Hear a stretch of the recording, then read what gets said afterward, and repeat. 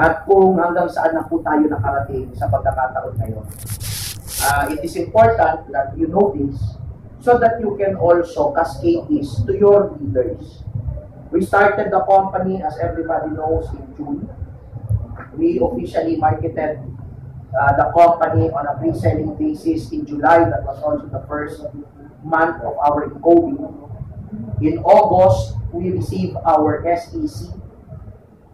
And in December, we were officially in partnership with BCI, or the British Cambridge Institute. When we started, we were just selling variants of soaps. Albeit the fact that, believe me, while wellness is very important, but to me, I still stand my ground that the easiest product to sell is in beauty. Yan yung aking belief.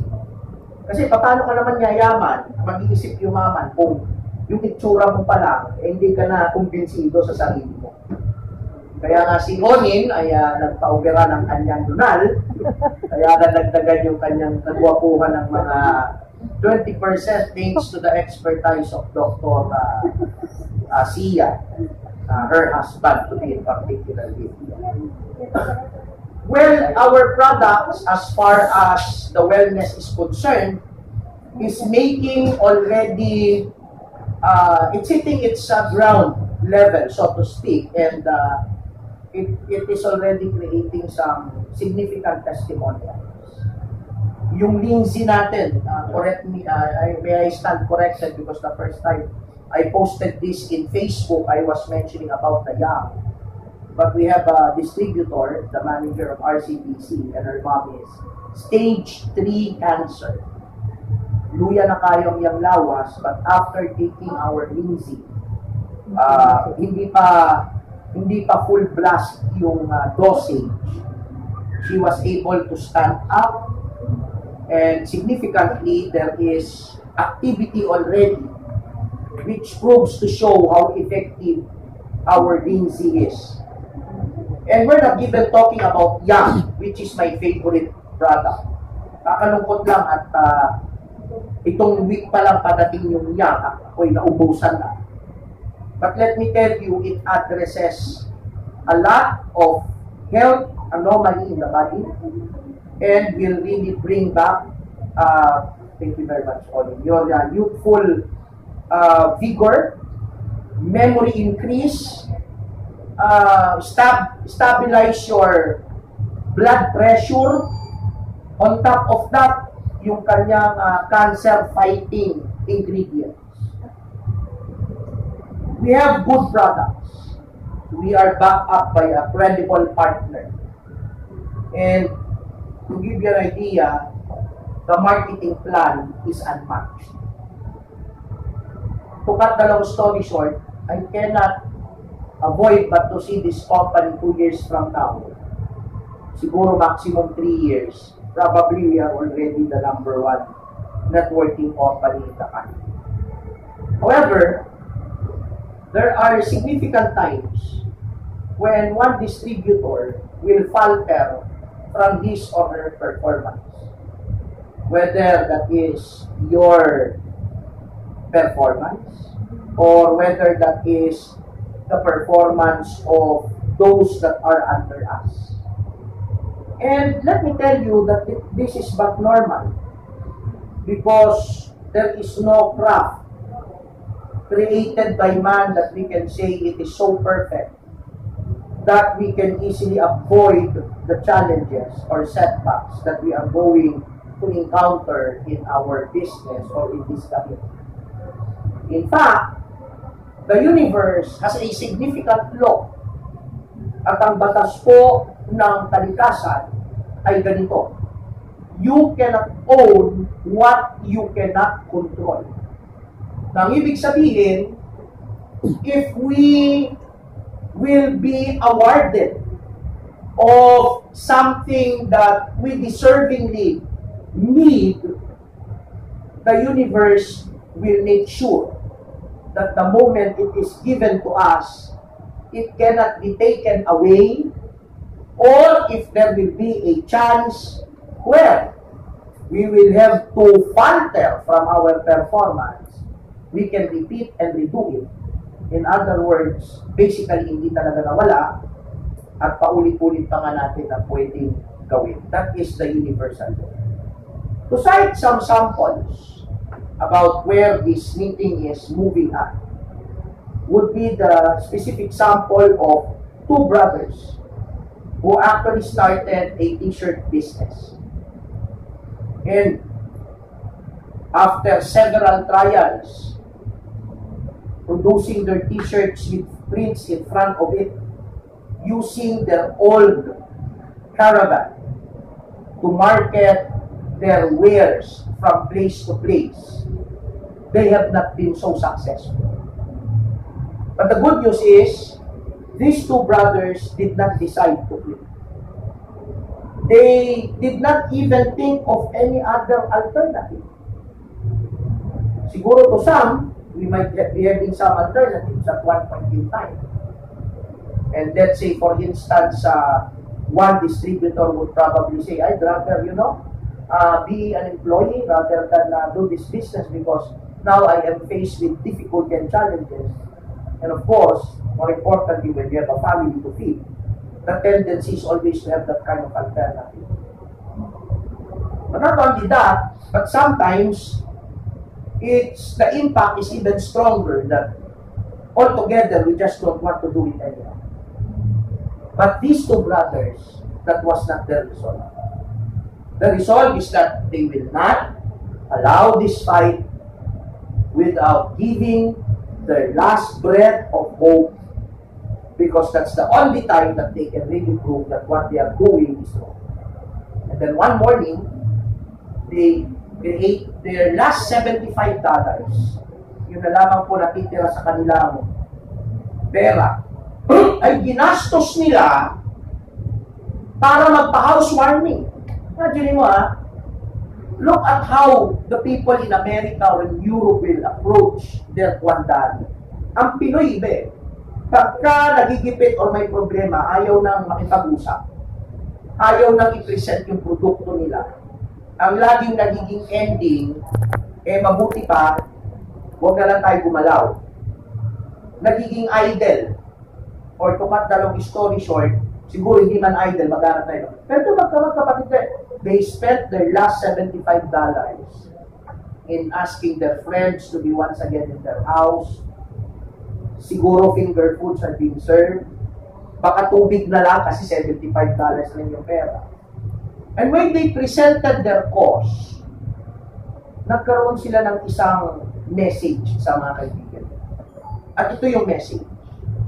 Na albeit all the experiences they have had traveling from one place to the other, selling their products, some bought, some did not, and up to the point of breaking, na-realize nila, sabi nila sa mga friend nila, that life is beautiful. Meaning, they learned how to veer away from the negative things happening and focus their attention on the blessing. At nung sabihin nila yung life is beautiful, meron isa dun sa mga crowd na nandun sa event na yun, ang nagsabi na bakit hindi kaya yun ang ilagay nating thing sa t-shirt.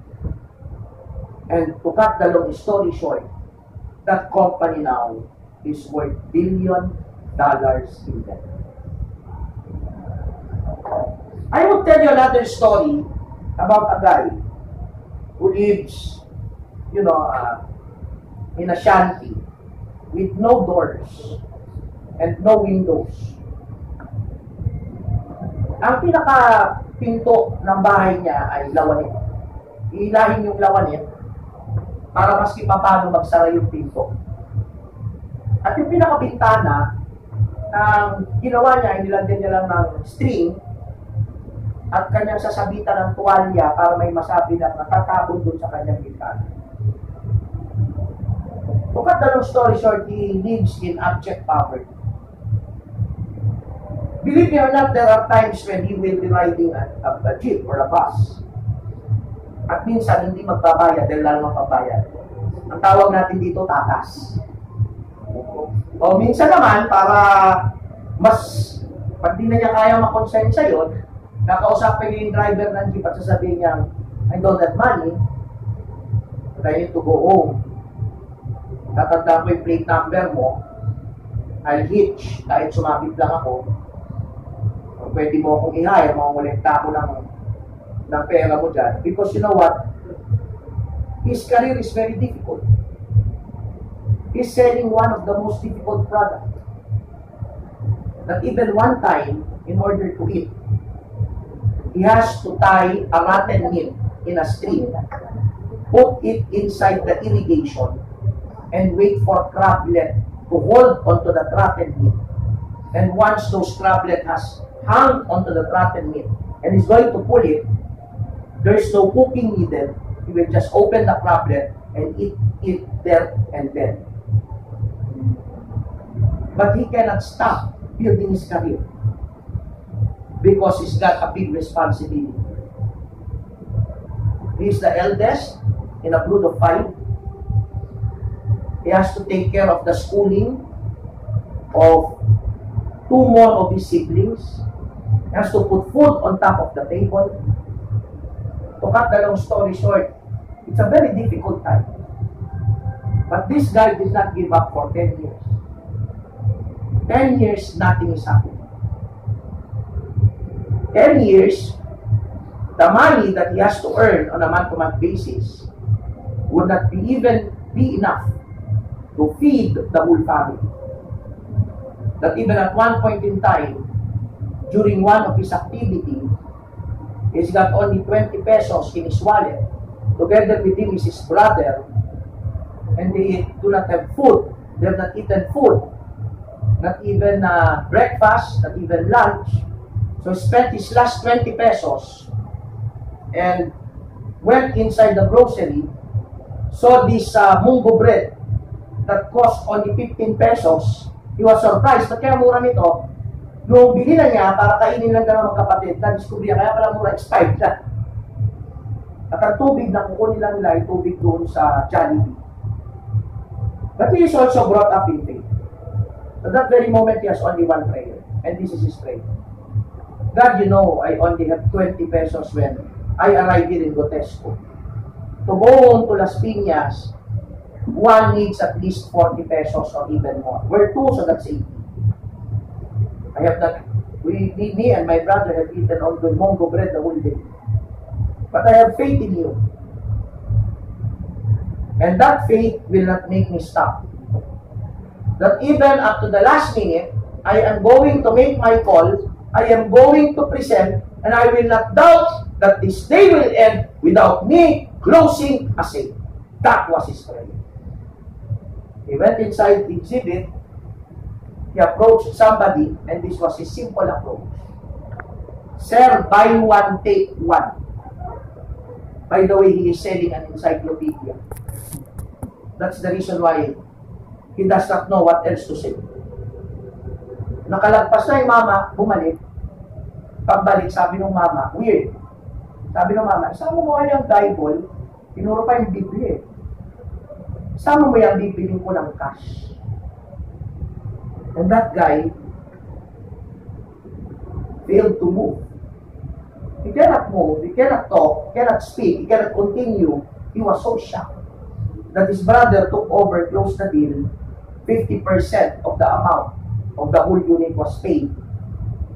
So meron na silang perang pauwi, may pera pa silang pangkain, may pasalubong pa, at malaki pa yung inaasahan niyang commission the following day.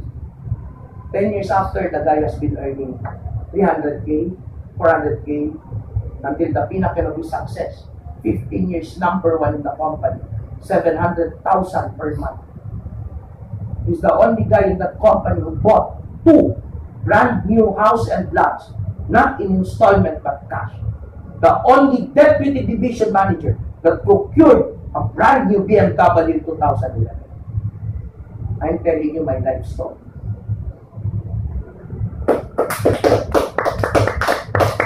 Pinikwento ko po to para hindi po tayo magdrama.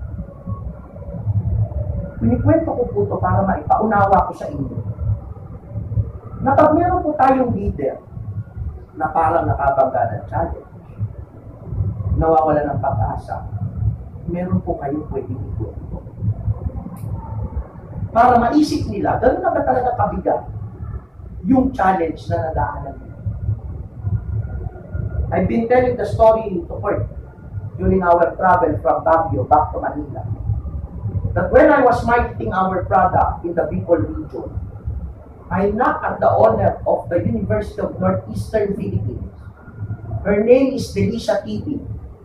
Sabi ni Delicia TV sa akin, "You know what, Gian? You're lucky." Sabi ko, "Why?" 6 guys came today. All of those 6, I did not open my door, I did not entertain. It was only you that I entertained. Sabi niya, "I really don't know what magic you have." Little did she know that those 6 who knocked at her was also me. That's the power of persistence. And I've been telling her, nung ako po'y nasa Bicol, nagbibenta ng encyclopedia, ang damit ko po ay isang long sleeves. Isang necktie. Kasi noon, obligado kami naka-necktie. At isa pong pantalon. When Delicia TV told me, "You know, Gian, I need you to face the board of director, but please don't be offended. I was wondering if you have another set of clothes." Sapagkat halos 7 araw kong ililigawan para bumili ng encyclopedia sa amin. 7 araw, yung damit ko ng Lunes hanggang Linggo yun ang niya sa akin. Sabi niya, "On Monday, please, wear something new." And you know what I did? My field manager is 5'9" in height. I am only 5'3 and a half. So what I did, I had to fold the endings of the pants of my manager, staplered it, put a staple, wore it, and another manager of mine, I got his long sleeves, wore it together with the necktie, so I was able to make the presentation sa board, sa unit. Sabi ni Delicia TV, I could remember. Sabi niya, "Gian, I'll be honest with you. We have just bought recently a new set. There's no reason for me to buy anymore. But I've tested you, and you've proven your worth. And I'm going to buy 2 sets from you today." God knows that they signed the contract, issued the check. Once, on my way home together with the check, I'm looking if my manager are around because I'm wearing their clothes. So after I discovered that they're not in, I immediately, undressed. And when my managers arrived, I told them, "Boss, I'm going to wash your clothes today." Para hindi nila malaman na sinuot ko yung kanilang mga damit. The good news is, when I look at my life, several years back, natatawa na lang ako sa mga pinagdaanan. And I'm not yet so old, and I'm very grateful, more importantly to God, for giving me that opportunity to learn about life. And this is what I wanted to execute in telling you guys. Building a career that will be sustainable is not a walk in the park. It's a rough road. People will test you. People will mock you. People will call you names. They would even call you scammers. Because they don't understand what you are doing.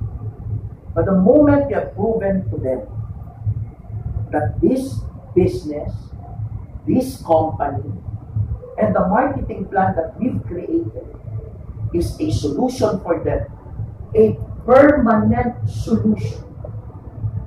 Bakit po permanent solution? Katatapos lang ng debate ng mga presidente kahapon. I got the chance to watch the entirety of that debate this morning. Nobody from the presidents today have really answered the reason why our country is still poor. I'm going to tell you what's the real reason. We were not trained to be self-reliant. Ang gusto natin, Pinoy, anak, mag-aral ka, pagkatapos mo mag-aral, maghahanap buhay ka, maganda hanap buhay mo, magkakaroon ka ng magandang trabaho. Chinese, anak, mag-aral ka ng mainam, mag-aral ka mabuti, pag-graduate mo, magtatayo ka ng sarili mong negosyo. That is self-reliance. Until the day, each Filipino will understand this. We will not have the opportunity to make this country great again.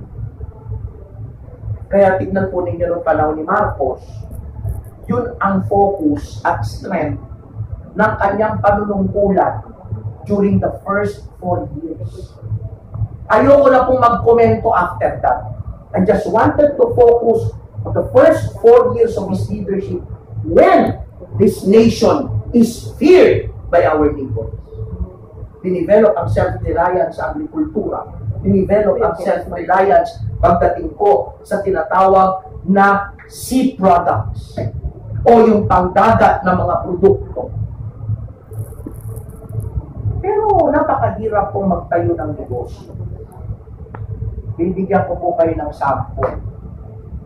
Ang One Victory, alam po ba ninyo, gaano man kalakas o kahina ang ating benta, in our computation, halos 20% na lamang po ang natitira sa ating kumpanya. Mahirap pag nasa startup ka. Meaning, if you have 15 million production, yung pong 20 o income, yung pong 13 million, napupunta po yan sa inyo, sa produkto, sa kumpanya, at kung saan-saan pang dapat nagastusan. At 3 million lang ang talagang natitira para sa tinatawag na profit ng kumpanya. Mahirap magtayo ng negosyo. Kailangan ng kapital, kailangan ng magandang produkto, at kahit meron ka nun, kung wala kang skills to run your business, you will fail. Kaya po, na-develop ang system ng network marketing. Network marketing is an avenue where you can own your own business. Basically, we are not employees here. The truth, you do not have a boss. The truth, you are the president of your own company. Ano po ibig ko sabihin? Dapat, kung presidente po tayo ng kumpanya natin, ang galaw po natin tulad ng isang presidente. Dapat po ay pinapangalagaan natin ang ating mga downlines. Tinitiyak po natin tuloy-tuloy yung kanilang activity. And more importantly, dapat po ay lagi tayong productive in a way that we always share this business that once was shared to us. Meaning, bago ko po ituloy dun sa second part, the moment na kayo po ay makaranas ng challenge, lalo pat significant yung challenge, that is the proof that the reward is just around the bend. Oo, maniwala. Meaning the reward is just around the bend. Nasa isang likok mo na lang. Ano problema? Bago ka nakaliko, yung iba, nawala na. Kaya po importante yung mga ganitong meeting. Kasi sa ganitong meeting, dito po nare-realize ano pa yung dapat gawin, ano yung kulang, at ano yung pwedeng gawin ng bawat isa. Well, the problem, of course, would be this. Some are looking at this meeting as just an ordinary thing. Alam niyo po, ako'y may plano ng pumunta ng ibang bansa to market, Hong Kong particularly. I'll be doing my expansion program. Dahil sa akin na po nakaatas ang sales and production. ay hindi na po tayo basta-basta magkakasama ka pag dumating yung kabisihan po na yan. Kaya samantalin po natin na nandito po tayo at nakakapag-share. Eh bakit? Because whether we like it or not, is going to succeed. Whether we like it or not, we're going to make this happen. Why? Bakit po? Alisin na po natin lahat ng dahilan. Tanggalin ko na po yung dahilan na sapagkat gusto kong tumagtagumpay o gusto natin maging bilyonaryo o gusto natin yumaman. Hindi po yun ang totoong dahilan. You know why people cannot stop me, guys? And which is the reason why you shouldn't also be stopped? Isa lang po dahilan ko. Wala nang iba pa. The same reason I have when I was with my company 22 years at that. And that reason is this. Because I serve the one true God. Pag tunay at totoo ang Diyos mo, walang pwedeng umigil. That is my stand. Kaya hindi po, ulitin ko lang. Tayo po ay tiyak na magtatagumpay. Kailangan muna natin patunayan yung papel natin. Kaya sabi ko kay Ka Flores, balance lang. Hindi pwedeng nakaganon. Diba? Tulad yung ma'am ko. Talaga, kung pangpananampalataya din lang pag-uusapan, talaga ito ang number one ko eh. Baka tatalunin pa nun yung mga district natin sa sobrang tindi. Kaya nga, hindi balansyado buhay niya, Brad eh. Buhay niya, yung pagdating sa finance dito. Salamat sa Panginoon. Nandito naman kami para, my point is, you have to balance it. You know, God gave us this intelligence para balansin mo. Mali naman na puro ka rin dito. Balansyado, balansyado. Kaya kami, kahit saan kami mapunta, una namin tingnan church. Ang panahon ng pagsamba, doon kami. Pero after nun, trabaho ulit. Sipin niyo po, nasa Baguio kami, sabi ko kay Kurt, kayo muna dyan, at ako'y sasamba, nagdarat ako ng kapilya, nakita ko naman yung kapilya, ang lupit, yung pinagmulan nila, dahil gabi na po natapos yung pagsamba, wala na akong masakyan. Sipin niyo po, lakarin ko yun, mula City Line, papunta doon sa lugar nila, dahil may presentation. Yun po yung seryoso. Yun po yung totoo. Yun po yung totoong pagnanalangin ka. Panginoon, bigyan mo kami ng blessing. Panginoon, bigyan mo kami ng tagumpay. Makita ng Panginoon sa'yo, nilalakad mo yung panalangin mo. Hindi yung Panginoon, bigyan mo kami ng tagumpay. Pagkatapos ang susunod, palagi ko, baka hindi pa ako magsasaksid na yun. Lord, ang gagawin ko siguro, mag-aanap muna ako ng sideline ako. Alam mo, kung buhay lang ang Panginoon, kung marunong lang magsalita Panginoon, naku, ayaw ko lang. Ayaw walang pinag-ibabaw. Ikaw, Kurt, lumapit ka sa akin, bilang tao, sabi mo sa akin, Kurt, ngayon, Dok, tulungan mo ako. Ang sagot ko ngayon sa'yo, sige. Tapos mamaya, nilapitan mo naman si Amay. Amay, samahan mo ako, tulungan mo ako. Sa tingin mo, pag nagkita-kita tayo sa sasakyan, papunta sa lugar mo, hindi ako magtatampo? Bakit ako magtatampo? Lumapit ka sa akin, tulungan mo ako, sagot ko? Yes! Pero naganap ka pa ng tutulong pa sa iyong iba. Ano ibig sabihin nun? Wala kang tiwala. Ako pa lang yun, tao pa lang ako. Paano pa kaya yung Diyos? Papanata ka? Devotional prayer? Di ba, Ed? Tapos ang una mong iniisip, alternative mo. Para mong sinabi hindi. Para kang di naniwala dun sa maniwala po kayo sa akin. Ako naranasan ko ng kumain ng suka. Alam ko po kapangyarihan ng Ama.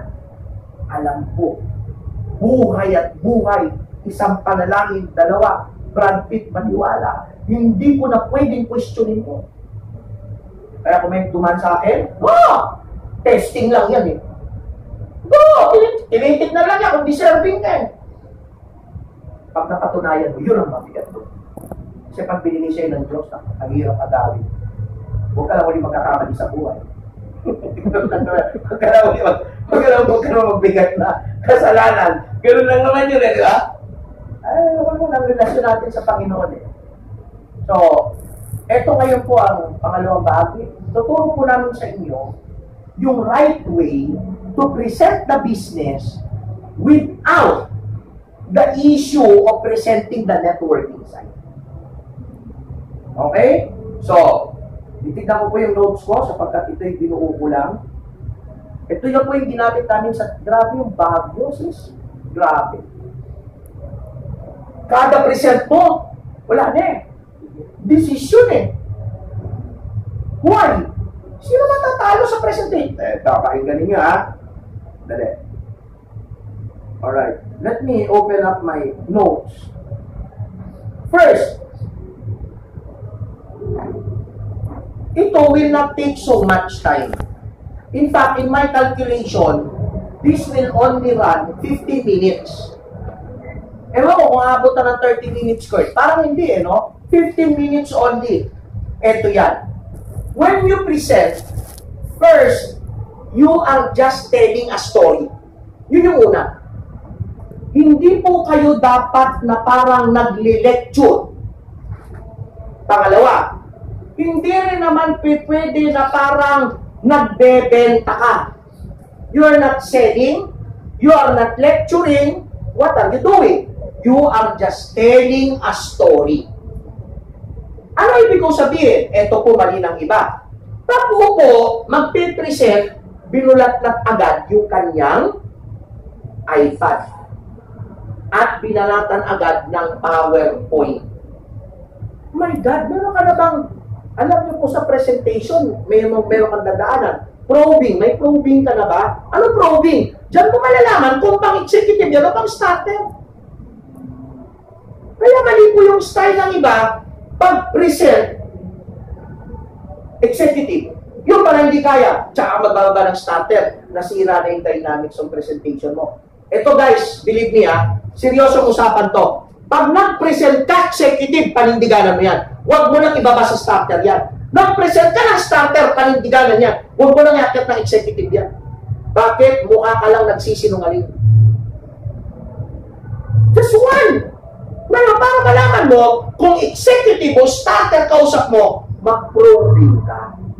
Ano ba yung probing? Magtanungan muna kayo.